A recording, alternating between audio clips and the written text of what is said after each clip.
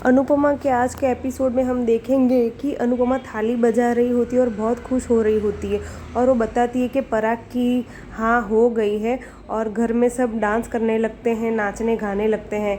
प्रार्थना बोलती है कि मेरे पापा ने हाँ कर दी तो क्या घर वाले सब मान गए क्या? तो अनुपमा ने बोला कि अभी थोड़ा टाइम लगेगा, अभी तो तुम खुश हो, शादी तो है ही और सब खुश हो जाते हैं। अनुपमा बोलती है बा को कि शादी की कब फिक्स हुई है डेट? तो बा बोलती है अगले हफ्ते ही बोला है, तो अगले हफ्ते शादी करनी पड़ेगी।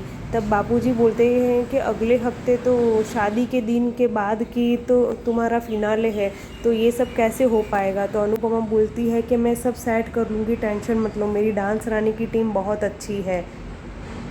फिर सब लोग हंसी खुशियाँ मनाने लगते हैं, नाच गाना करने लगते। इतने में पाखी बोलती है कि क्या गौतम ये शादी होने देगा? तब बा उसके मुंह में लड्डू ठूसती है और बोलती है कि थोड़ा अच्छा है, चल रहा है तो अभी थोड़ा मीठा बोला कर। और सब जन नाचने लगते हैं। प्रार्थना बोलती है कि मेरी वजह से आपको ज़्यादा तो नहीं सुनना पड़ा? तो अनुपमा बोलती है कुछ नहीं, इतना तो चलता है। और सब खुश हो जाते हैं, सब खुशियाँ मना रहे होते हैं। तो वहीं बा बोलती है कि अब कल से शादी की तैयारी भी स्टार्ट करनी है, कल से हल्दी और फंक्शन का प्रोग्राम है। तो यहाँ अंश बोलता है अनुपमा को कि आप कैसे मैनेज करोगी, क्योंकि शादी के दिन के बाद ही तो आपका फिनाले है, तो डांस की प्रैक्टिस वो सब कैसे करोगी? पाखी बोलती है फिर तो शादी कैंसिल करनी पड़ेगी। तो तब अनुपमा पाखी को बोलती है तू हमेशा कड़वा क्यों बोलती है, सब हो जाएगा। हम क्या 24 घंटे डांस की प्रैक्टिस थोड़ी ना करते हैं, हम थोड़ी देर डांस की प्रैक्टिस भी कर लेंगे और थोड़ा ये शादी का एन्जॉयमेंट भी कर लेंगे। और डांस रानी की टीम भी अच्छी, उसका भी पूरा सपोर्ट मुझे मिलेगा।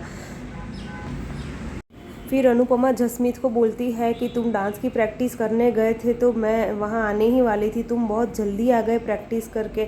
तो तब जसमीत बताती है कि डांस के सभी स्लॉट तो राही के ससुर ने खरीद लिए, तो हम कैसे ही प्रैक्टिस करेंगे, अब हमारे साथ प्रैक्टिस करने के लिए हमारे लिए कोई जगह नहीं बची। यहाँ पराग घर पे सबको बोलता है कि जिसको शादी में जाना हो वो जा सकता है, मेरी तरफ से किसी को भी मना नहीं है। गौतम बोलता है मैं ये शादी नहीं होने दूंगा।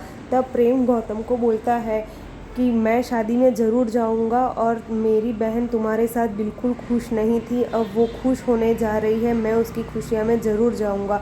तब ख्याति बोलती है प्रेम को कि तुम ऐसा क्यों कह रहे हो, अपने घर पे तो ट्रॉमा है, हम इतनी मुसीबत में है, हमारा बेटा हमने खोया है और तुम खुशियाँ मना रहे हो। तब प्रेम उसकी माँ को सुनाता है कि आप तो ज़िंदगी भर यही करते रहोगे, तो क्या इस ट्रॉमा से कभी बाहर निकलना ही नहीं चाहते क्या? यहाँ अनुपमा को वो जस्सी बताती है कि तुम्हारी बेटी राही आई थी और हमको बोला कि निकल जाओ यहाँ से, अब सब स्लॉट हमारे हैं, हम प्रैक्टिस करेंगे। तब अनुपमा बोलती है टेंशन मत लो, हम प्रैक्टिस अपने घर पे ही कर लेंगे, प्रैक्टिस के लिए हमको किसी हॉल की ज़रूरत नहीं है। तभी बापूजी अनुपमा को बोलते हैं कि सब कुछ तुम मैनेज कैसे करोगी? अनुपमा बोलती है मैं सब कर लूँगी। यहाँ परी राही को बोलती है कि शादी में मैं ज़रूर जाऊंगी और अंश की शेरवानी तो मैं ही डिज़ाइन करूंगी, आखिरकार वो मेरा भाई भी है और मैं ननंद भी हूँ, दो दो रिश्ते हैं मेरे। तो राही को बोलती है कि राही तुम्हें भी शादी में आना चाहिए। राही कुछ बोलती नहीं है, ख्याति बोलती है नहीं, घर की बहू शादी में नहीं जाएगी। यहाँ बा अनुपमा और प्रार्थना भगवान की पूजा कर रहे होते हैं और बा बोलती है अनुपमा को कि प्रार्थना को थोड़ा सिखाए तो संस्कार के बारे में। तब अनुपमा सब बताती है संस्कार के बारे में प्रार्थना को और सब सिखाती है और एपिसोड ख़त्म हो जाता है। हम कल देखेंगे, प्रोमो में दिखाया गया है कि ये सब शादी की तैयारियां कर रहे होंगे। वहीं गौतम चुपके से आता है और मेहंदी के फंक्शन ख़राब करने की कोशिश करता है। तो वहीं अनुपमा उसे देख लेती है और उसे डांटती है कि अगर उसने कुछ करने की कोशिश की तो मैं तुझे बहुत मारूंगी, और उस पर मेहंदी वाला बॉल उसके मुंह पे फेंकती है और गौतम गुस्से में वहाँ से चला जाता है।